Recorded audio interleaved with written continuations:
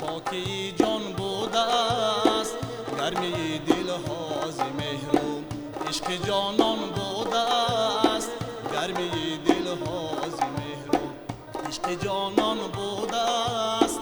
دولت پاینده فرزند آدم دوستان، دولت پاینده فرزند آدم دوستان، دانمان از دولت دیدار یاران بوده است، دانمان از دولت دیدار یاران بوده است.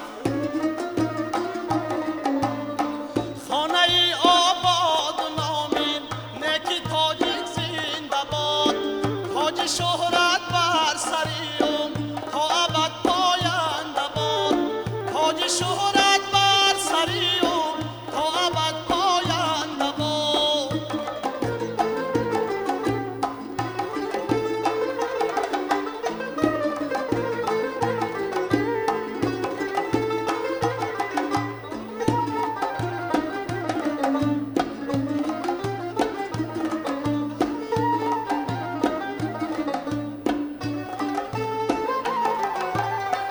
منشأ بیش گفته این فصل بهاری زندگی، فیض ارمانی دلیم امیدواران زنده باد.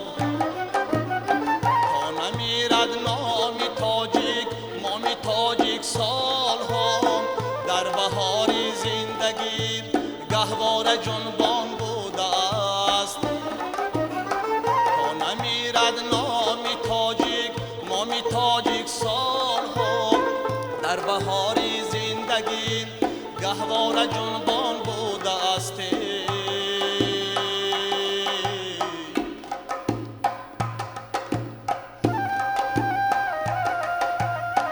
خانه آباد نامین نکی تاجیک زنده باد، تاج شهرت بر سریم تا ابد پاینده باد، تاج شهرت بر سریم تا ابد پاینده باد.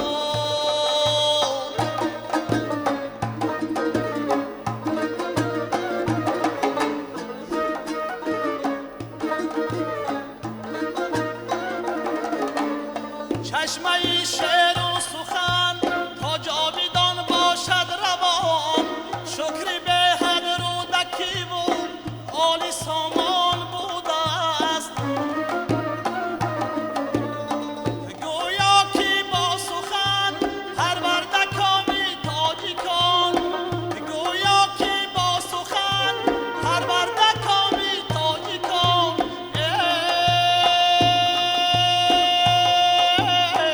کز ازل تاجیک همان شعر و سخندان بوده است، کز ازل تاجیک همان شعر و سخندان بوده است، کز ازل تاجیک همان شعر و سخندان بوده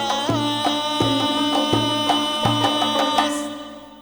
درود به شما بیننده های نهایت عزیز ارجمند، هم میهنانی که همین لحظه ها خب سر سفره شامگاهی نشسته پیاله چای در دست تلویزیون سفینه رو تماشا دارید. شامتان بخیر عزیزان.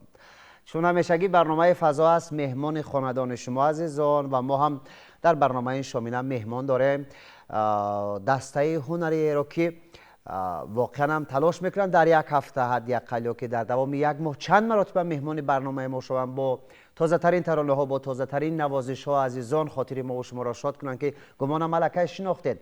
هنرمندان، آوازخوانان و رامشگران انسمبل نوروزی دانشگاه ملی تاجیکستان شما را خیر مقدم میگویم. خوش آمدید به تلویزیون سفینه. نفری که عزیزان دل در آغاز برنامه یک ترانه خیلی زیبا برای ما سرای دوست مراد رجب فحص آوازخوانی انسامبل نوروزی دانشگاه ملی تاجیکستان و دسته هنریشان. خب همچنین در پهلوی من باز نشسته است دادار گرامی قدر ما سفرعلی جلیلوف، اشتراکچی آزمون تاجیکستان وطن عزیز من در نامیناسیون نوازنده استرادی. بید یک سلام و پیغام و پیامتان را به مردم برسونید. سلامت باشید. به مردم شریف تاجیکستان از قلب تاجیکستان سلام خود را میرسونم. میخوام که همیشه صحت و سربلند و خانه آباد باشند. صحتمند باشید. مرحمت دادر عزیز، شما هم یک سلام بگویید. شاید مادر مهربان همین لحظه ها شما را تماشا دارد. اول من سلام و درود به پایان خود را به کل مردم تاجیکستان و به همه تماشابینان رساندم. سلامت باشید. صحتمند باشید. خوش آمدید. خب دوست مراد رجب قصه کنید که ترانه اولی که سرایدید این ترانه مال کی است؟ چگونه آماده شده است؟ خب چرا محض خواستید که در آغاز برنامه ما این ترانه را بسرایید؟ این سرود گنج تاجیک نام دارد. آهنگ بنده است. در انسامبل دولتی فلک وقتی کار میکردیم در اونجا ایجاد کردیم. زمزمه کردیم با همراه انسامبل فلک این سرود آماده کردیم چون که در وصف تاجیکستان است. تصویری تاجیکستان بیشتاسا، تصویر این زاد بومی که ما از خاکیان به دنیا آمدیم در ایجادیاتتون چگونه جایگاه، چگونه غنجایش دارد؟ بله بسیار وسیع غنجایش دارد که چندین سرودها ایجاد کرده استودیم در وصف تاجیکستان زیبای ما هست چون که تاجیکستان ما روز تا روز زیبا شده استوده است. در همه شبکه ها نشان میدهند، در تلویزیون ها ما میبینیم همه روزه که تاجیکستان چگونه زیبا شده است و چندین سرودهای نو به نو با در وسط تاجیکستان ایجاد کرده استیم. روزهای نزدیک با پیشکش مخلصان میگردونیم. بسیار خوب. با دسته هنری چگونه همکاری دارید؟ با راهبر موسیقی از ایشان چی مثلا اطلاع میگیرید؟ چی برای شما کمک میرسانند؟ از موج کار حرف بزنید که چگونه رفته ایستاده است؟ کمک راهبر موسیقی، رامشگران به شما چگونه است در آماده کردن ترانه ها؟ بله ما انسامبل خلقی نوروز در یک جا در دانشگاه ملی فعالیت داریم. در یک جگه آهنگ‌ها را آماده میکنیم و پیشکش میگردونیم. راهبر ما در اینجا حسین جان شریف است و همه نوازندگان چهره دست هستند. اکای ساربان جان، امید جان، اکای بهرام جان و غیره هستند. باز در اونجا فعالیت میکنیم. سرود را وقتی متن سرود را پیشکش میگردونیم حسین جان میبیند و در یک جگه آهنگ آن را آماده میکنیم. در انسامبل خلقی نوروز. بسیار خوب. یعنی که دست جمعانه برای آماده کردن یک ترانه از اندیشه های همدیگر استفاده برده کامل میکنید. میگونه و فال نیک است. بسیار تشکر.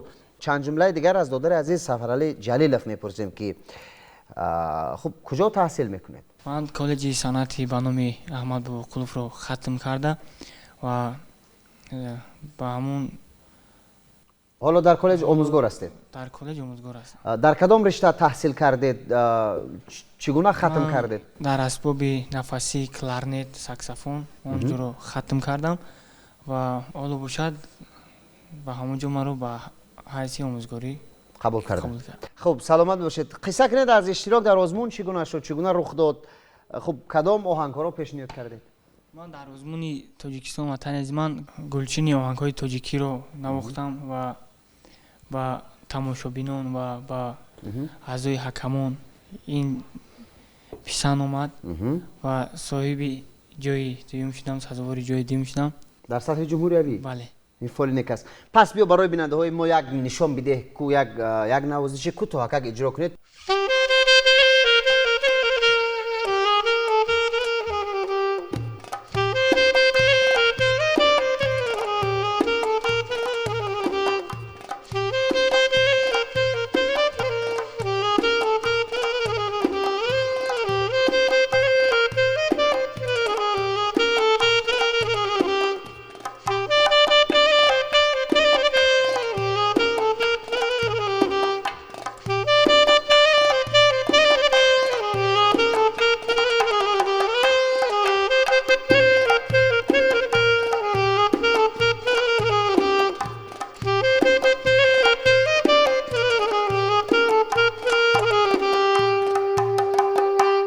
خب من سپاس میگم به شما دادر عزیز. واقعا هم کاری آسان نیست. این از دوست داشتن شما نسبت به همین رشته موسیقی، نسبت به همین ساز موسیقی است. آفرینتان باد، حلالتان باد.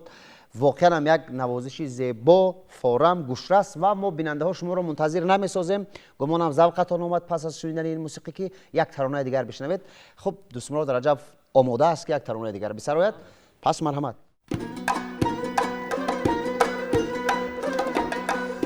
خیام سخنهای تو تکرار است، جامی خیردی تو جاویدان سرشار است.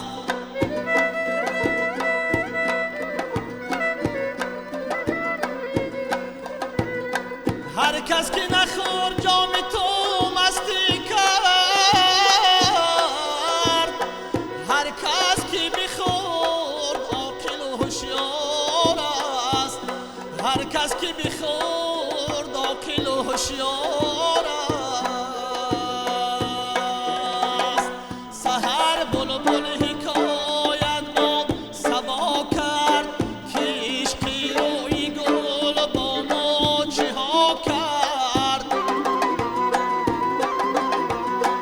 از آن رنگی رخن خون در دل افتاد و از آن گلشن بخارم مبتلا کرد.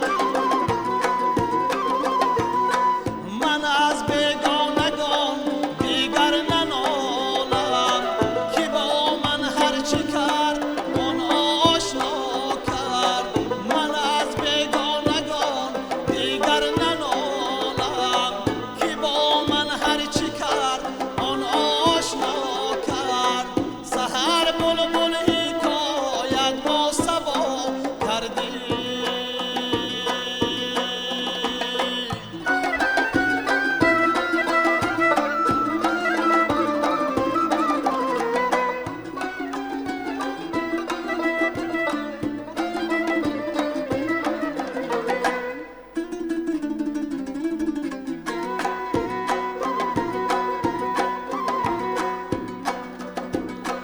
گر از سلطان طمع کردم خطا بود، ور از دل بر وفا جستم جفا کرد. خوشش باد آن نسیم صبحگاهی که درد شب نشینان را دوا کرد. من از بیگانگان دیگر ننالم که با من هرچه کرد آن آشنا کرد. من از بیگانگان دیگر ننالم که با من هرچه کرد آن آشنا کرد. سحر بلبل حکایت با صبا کرد. سحر بلبل حکایت با صبا کردی. از روی تو بوی گلی صد برگی تر آمد، از شعشعی حسن تو رشکی قمر آمد. سر تا به قدم سوختم از آتش عشقت، از جانب دل باز صدای دیگر آمد.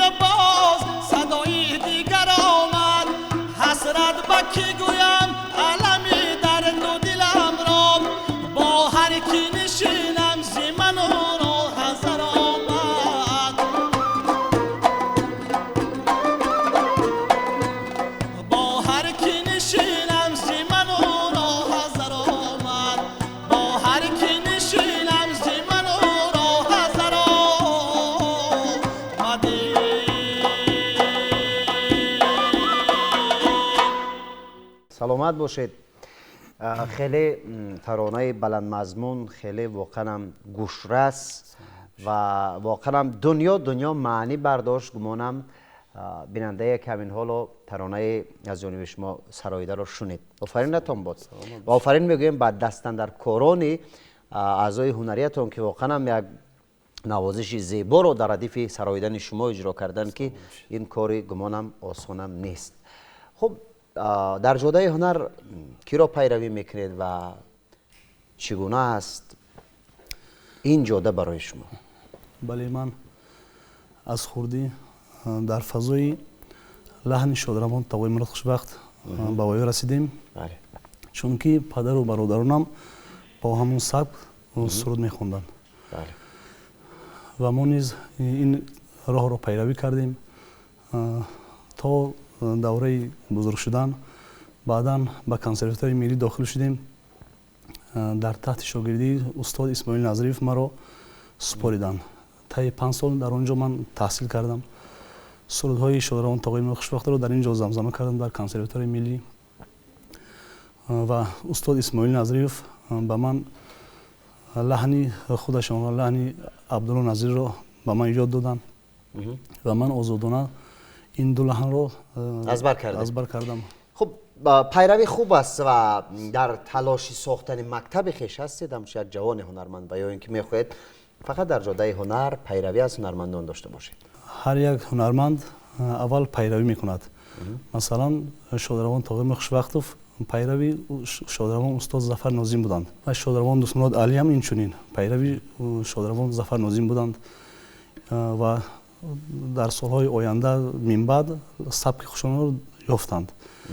این سبک یافتن هر یک هنرمند از ایجاد بسیار می شود که سبک خود را جدا میکنی و لحن خاصه خود را پیدا میکنی. بله. انشالله که در آینده نیت هست سرودهای تازه ایجاد کنیم، سبک خود را شاید که پیدا میکنیم انشالله. خب تنها در رشته فلک ترانه آماده میسازید و اینکه در دیگر نمیدونم رشته هاش استراده نمیدونم شش مقام از عهده اینها میبرید؟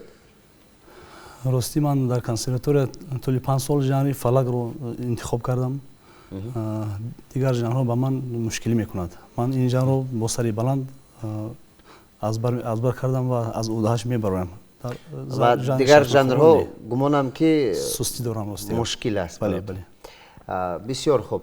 وقتی که شما ترانه خوب میسرایید، ترانه میسرایید که واقعا از قلم بزرگان این ملت است، از کلاسیکان ما هست، شنونده های شما با شما چی میگویند، چگونه قبول میکنند؟ خوب میخواهم یک بار از تاثیراتشان قصه کنید و شما از این تاثیرات چی برداشت میکنید؟ بله، در تمام شبکه‌های اجتماعی مخلصان با ما مینویسند، میگویند که سرود فلک رو بسیار خوب اجرا میکنید شما. دیگر ژانر رو قبول ندارند چون که صدای من در ژانر فلک بسیار مطابقت میکند و من این ژانر رو بسیار دوست میدارم خودم. از خب معنی سراییدن رو خودتون دوست میدارید که انتخاب یگان نفر است؟ من خودم دوست میدارم راستی.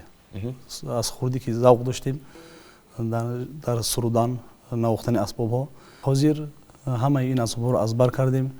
آزادانه میخواهیم میتوانیم سرود ایجاد کنیم و سراییم. بله. خب چند آهنگ هم گمانم خودتون آماده کرده اید؟ بله، آهنگی اولی که در پیش اجرا کردیم آهنگی بنده بود و آهنگی دویمی که در سبک فلک بود این آهنگی بنده است. با همراهی انسامبل اجرا آهنگ بندی کردیم و چندین آهنگ‌هایی که هست با پس پردند روزهای نزدیک نصیب باشه با پیشکش مخلصان می‌گردد. بسیار خوب. سفرعلی کمک قصه کنید، کارها چطورن؟ دانشجویان چگونه قبول میکنند؟ چگونه میخواهید که این اسبابی که شما در این ژانر موفق شدید خب در سطح یک آزمون جمهوری اشتراک کردید؟ بیاید یک کمک از این قصه کنید. من چگونه که از استادم آموختم و همون لحظه هایی که من از خوردی آموختم، چطوری که من خود آموختم با آنها همون خیلی آموخته ایستادم و آنها رو در چارابینی های پروین و دیگر آنها رو نامنویس کردیم و حالا آنها باشن برآمد میکنن در ذوق. البته. بله. سلامت باشید. ما برای شما در این راه موفقیت را آرزو میکنیم. سبز اندر سبز باشد جاده‌تان و باز هم لحظه شنیدن یک ترانه دیگر فرا رسیده است عزیزان. این ترانه سوم است در برنامه فضا که دوست مراد رجبوف با طور زنده با زحمت چیره‌دستان انسامبل نوروزی دانشگاه ملی تاجیکستان هدیه ما و شما میسازند. شامتون بخیر عزیزان، خسته نباشید. برنامه ادامه دارد. مرحمت.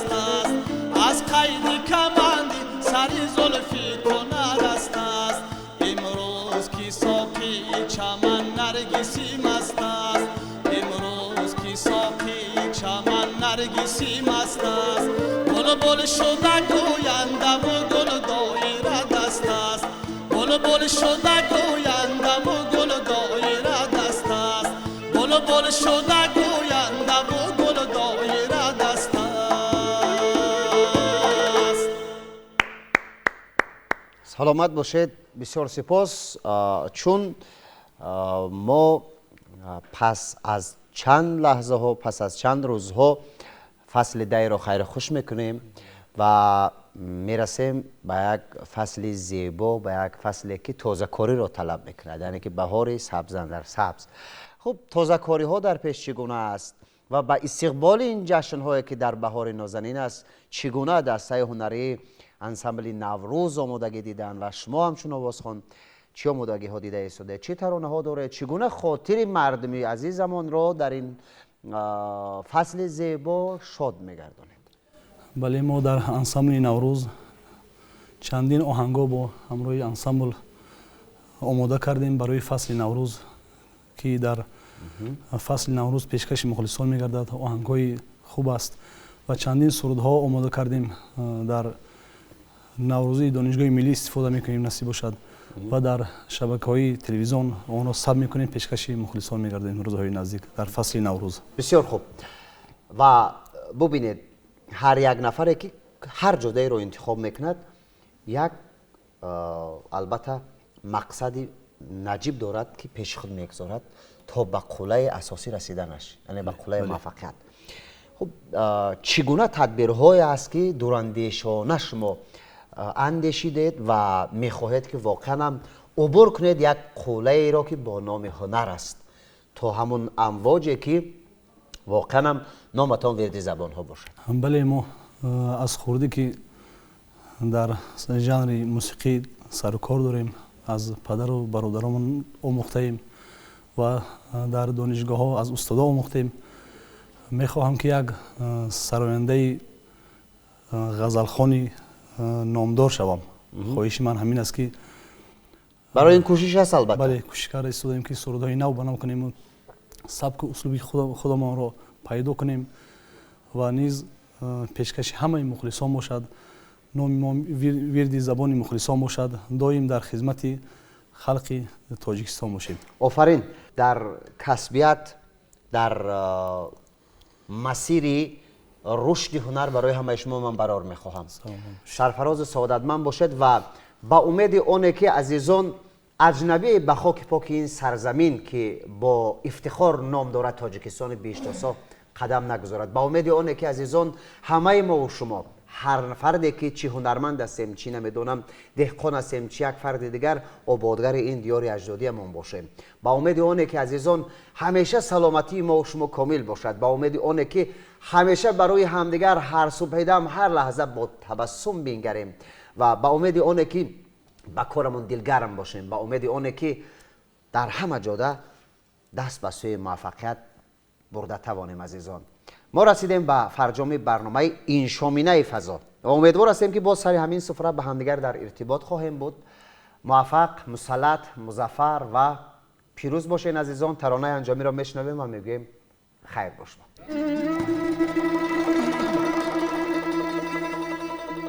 مشکن دل مردی مستری را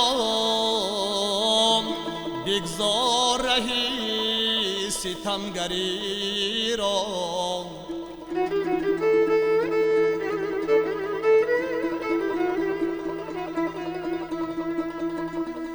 رحمار مها کی در شریعت رحمار مها کی در شریعت قربان نکنم لاغری را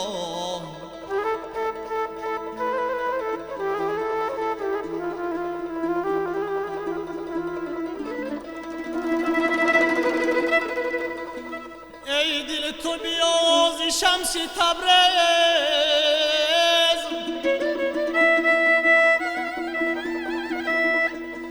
ای دل تو بیاز شمس تبریز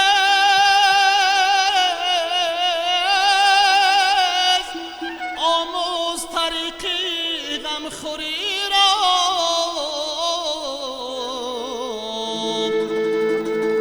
ای دل تو بیاز شمس تبریز آموز طریقی غمخوری را دوستی